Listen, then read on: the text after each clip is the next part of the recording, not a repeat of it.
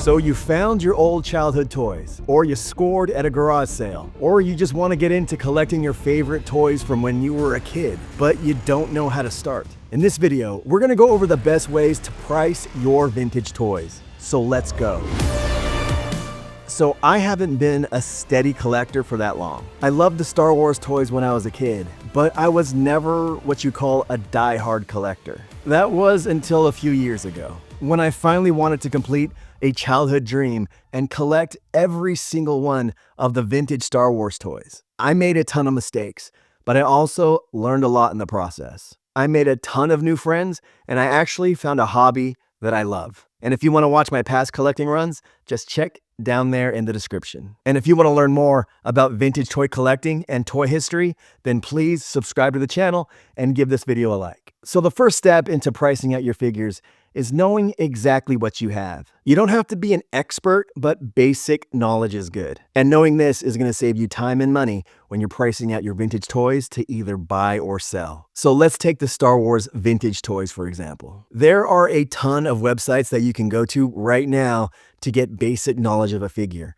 when it was released, what came with it, and reference photos of what it's supposed to look like. And for a figure that you're trying to find the price for, it's essential to know all the accessories that it came with. Because if a toy is missing items, like a blaster or a cape, sometimes those items cost more than the figure itself. So whatever reference site you use, make sure that they list and show every item that that figure came with. So for example, this figure right here, the Imperial Gunner, I found a site called the Jedi Temple Archives, and it told me when the figure was released, what it came with, in this case, the black Endor blaster, but not really too much after that.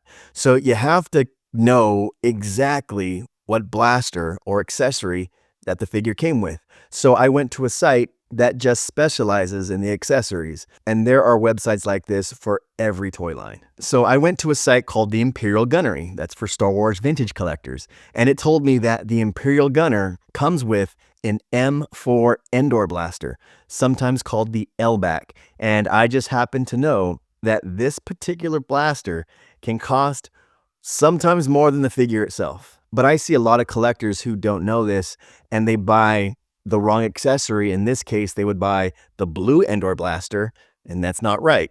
But they pay the same high price for that action figure, thinking that they're getting a complete action figure. When it's complete, it's just the wrong blaster, and they pay for it. So looking not only at the figure, but the accessory, that's going to pay off. And you'll also want to look at special stamps or markings on the figure and accessory that the figure comes with, because that's going to affect the upcoming steps in this process. A lot of sites that you're going to find go into great detail talking about these, because you want to know the country of origin and the copyright stamp, because that is essentially going to affect the price. And for the special markings like the EPM markings, that's the ejection point mold, and that's the part of the toy where the plastic was actually injected into the figure. Those markings are a telltale sign, not only that it's the right accessory, but also you want to make sure that your toy is authentic and not a modern reproduction, which will drive the cost down significantly. The second point to know is what your figure should look like in mint condition. Not only what it came with. You have to know what it looked like right out of the box and when it was brand new.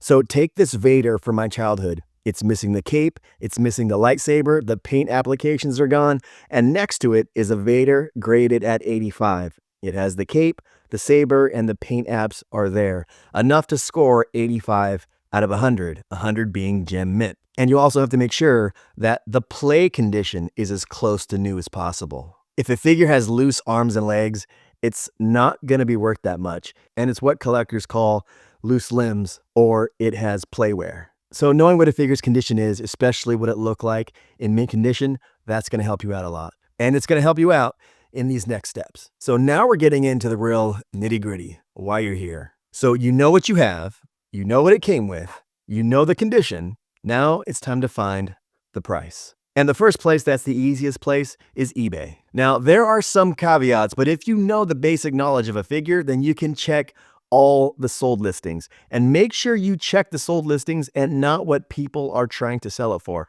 Although once you know what a figure is actually worth in today's market, then going back and checking what people are selling things on eBay, It's quite comical and it's pretty entertaining. But for now, just take note of what the figure you are trying to price, what it sold for, and try to get numbers that go back no more than 6 months to a year.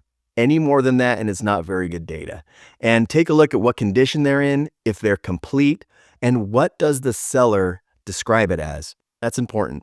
Try to do this with at least 5 listings that look similar to the condition figure that you're trying to find out. And now for pretty much my best tip. Join Facebook groups that particularly focus on the action figure line that you're trying to find out. And there are hundreds, maybe thousands of groups like this on Facebook. And when I first started collecting vintage Star Wars toys, I joined a lot of Facebook groups and I whittled them down because there's going to be some groups that you really gravitate towards, and there's going to be some groups that, you don't really connect with. It happens. But for both of these, I learned a lot.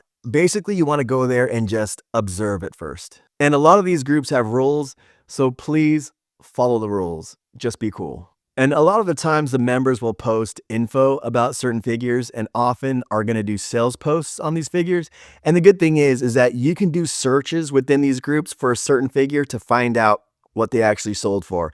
And make sure to look, again, only at sold prices and not what sellers want for it or items that haven't been sold yet. And that's a perfect way to find out what figures sold for in the current market space. And I told you that there's some caveats on eBay. Well, sites like eBay have fees, right? They have auction fees, they have taxes, they have a lot of hidden fees or not hidden fees. And that's why I like finding prices and actually buying and selling on the Facebook groups. The figures may not be in great numbers, especially for hard to find toys, but when they do go for sale, it's usually for better values. And again, try only looking at sales that have been done no later than a year to get a good idea. And also look for what condition that they sold for. The next step I would do, if you have time and if these are close to you, is that I would go to stores that sell vintage toys. And I would go there to look at the prices. And now that you know all about your figure, what it's selling for on eBay, and what it's selling for and dealing for on the Facebook groups, now you can feel more confident about going to stores like these and really examining the prices based on condition. And it's more often than not that you see a figure that's priced a little bit too high. What you can do is always negotiate a lower price. And just know that the store has to make a profit too, which comes to my next point. If you have a figure that's worth a solid $100 and you want to sell it in one of these vintage toy stores, they will most likely buy it, especially if it's in good condition and on the rarer side. But be prepared to sometimes take as much as a 50% reduced price on what you think that figure is worth or what that figure is actually selling for in the market, because the store has to resell it and they have to make a profit. They are not going to buy it at market price.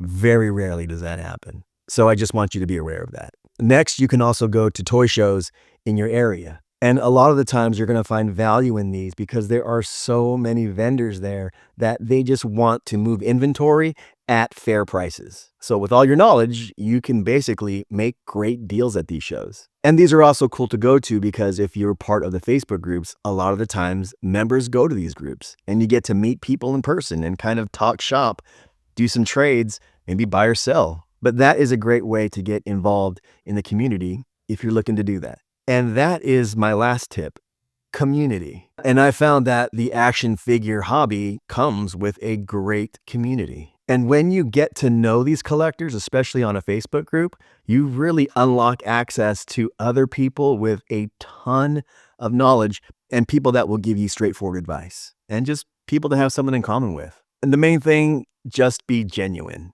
If you're looking just to roll profit off the action figures you have or found, nothing wrong with that. I would just be wary of trying to make a straight profit on places like the Facebook groups. It's okay to find a figure at a really low price and then making a profit on it, selling it at fair market value. It's how a lot of collectors like me upgrade their collection or pay for sometimes important things in life that come up like, medical bills or sometimes a wedding. But it's always good to have a good and genuine approach when you're buying or selling toys in a community. Because hopefully you want to buy and sell there again. And just fair warning, it's a very, very small world in the collecting community. And my last tip, there's also apps that you can get for free, buy, or subscribe to For Star Wars collecting, there's an app called the Star Wars Tracker. I am not sponsored by them. I just use it and I'm a fan of it. And it gives you basic data points of toys that have been sold.